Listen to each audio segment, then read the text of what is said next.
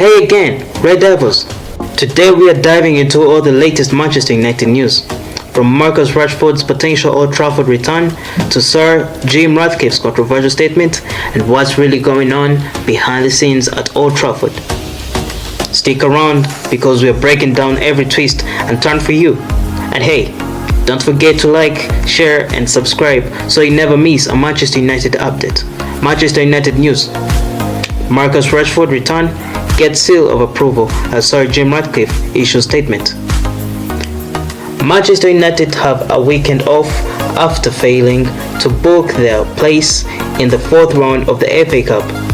As their Premier League rivals prepare for FA Cup fourth round action, Manchester United have a weekend off to recharge their batteries. United were eliminated by Brighton in the third round, meaning the league is their only remaining focus this term. Michael Carrick's team won't return to action until February 23rd, when they take on Everton. By the time that game kicks off, they could find themselves outside the Champions League spots, with Chelsea currently 1 point behind the Red Devils and Liverpool 2 further points behind them. Interim manager Carrick didn't make any additions to his squad in January after taking over from Ruben Amorim. There is no certainty over whether he will be in the dugout next season, but that hasn't stopped speculation about future signings. Away from the pitch, recent comments from part owner Sir Jim Ratcliffe have caused controversy. Here are Mirror Football's latest talking points from around Old Trafford. Rashford backed for return. Former Manchester United coach Rene Meulensteen believes Marcus Rashford's Old Trafford career is not over. Rashford finished last season on loan at Aston Villa and is now on a season-long deal with Barcelona. The Catalan club have an option to sign permanently for just over 26 million euros in the summer. However, Meulensteen isn't ruling out a return for the academy graduate now that Rashford's former teammate Carrick is in the dugout. It could be a route back for Marcus Rashford at Manchester United. Definitely, the Dutchman told Bedgoed. I think Marcus is still as raid as anyone because he came through the ranks as a young kid, and that will never go away. That will never leave him. It's the same with Scott McTominay. Both players have done extremely well wherever they've gone, but I think it was good for Marcus to have that spell away. First of all at Aston Villa, but now at Barcelona. It's a different culture, a different language, and a different style. Every week is different. The Premier League is different.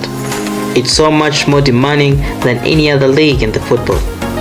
And I think he's enjoying his football, and that's the most important thing. He needs to enjoy his football. Ratcliffe responds to backlash. Sir Jim Ratcliffe came under fire for comments in which he claimed the UK was being colonized by immigrants. Fan group The 1958 were among those to hit back at the co-owner, who has now issued a further statement about his comments.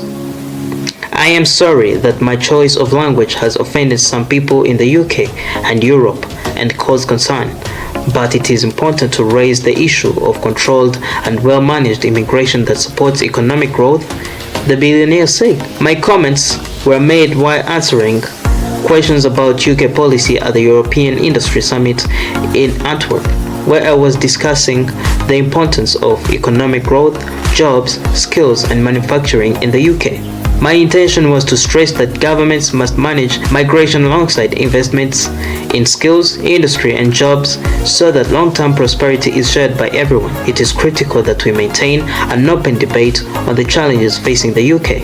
Earlier, Greater Manchester Mayor Andy Burnham had called out Ratcliffe. These comments go against everything for which Manchester has traditionally stood, a place where people of all races and faiths have pulled together over centuries to build our city and our institutions, including Manchester United FC, he said. Meanwhile, wildcard Casemiro replacement JJ Gabriel and transfers. Manchester United questions answered. Our senior Manchester United writer Tyrone Marshall answers your questions on the club and what is going on at the Old Trafford. Manchester United kept the momentum rolling this week as Benjamin Sesko scored another injury time goal to secure a point away at West Ham. That means Michael Carrick is now unbeaten in 5 games in charge at Old Trafford, and with Chelsea also dropping points, they remain in a strong position to secure Champions League football. United have now started a 13-day break between the draw with West Ham and the trip to Everton on February 23rd. But as ever with this club, there is plenty to discuss. We asked for your questions and you delivered. We run weekly questions and answer sessions. So click here to submit your questions and we answer them next week. Here are the answers to some of these week's questions. Odegaard's stock is pretty low at the moment and the stats make for grim reading. His introduction against Fulham when United lost control of the game might well be the final straw. A loan is put forward as the solution by one reader, and there was interest in taking the Uruguayan on loan in January, but I think that will be a last resort for United. It seems clear Ugarte is never going to make it at United. He doesn't look suited to the Premier League and his passing isn't good enough. I think there will be a desire to sell him this summer, but that might be easier said than done. Don't rule out a loan with an option or obligation to buy, which is increasingly becoming the way of things with players leaving the Premier League for Europe. We had quite a few questions on Casemiro and all related to this one. Why can't he stay for another year? On form at the moment, you could make the argument he is one of the most important players in the squad, but it is often about knowing when the right time is to say goodbye, and the feeling is that we have reached that point this summer. Casemiro turns 34 in a couple of weeks, and if United return to Europe next season, he would find the demands of 2 games a week much more difficult. The rhythm of this season has benefited him, but it probably won't next season. His salary would also go back up to around 350,000 euros a week, and that is a burden United don't want to carry, especially if you could play every game. Replacing him won't be easy, but it feels like this is the right time to part ways.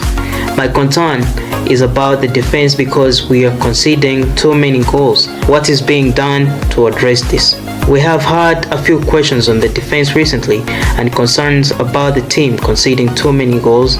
Many of them, it should be said, before the clean sheet against Tottenham. It was interesting to hear Carrick reference his frustration at conceding such a soft goal at West Ham on Tuesday. He was pleased that his team stuck at it and found a way to score, but it could have been a winner rather than an equalizer, but for some poor defending. From Rashford's future to Carrick's unbeaten streak and the rising stars in the squad, what do you think about the team's chances for Champions League football? Drop your thoughts in the comments below, and remember, hit that subscribe button, smash the like, and share the video with your fellow Red Guards, with your fellow Red Devils. We'll be back with more Manchester United news soon.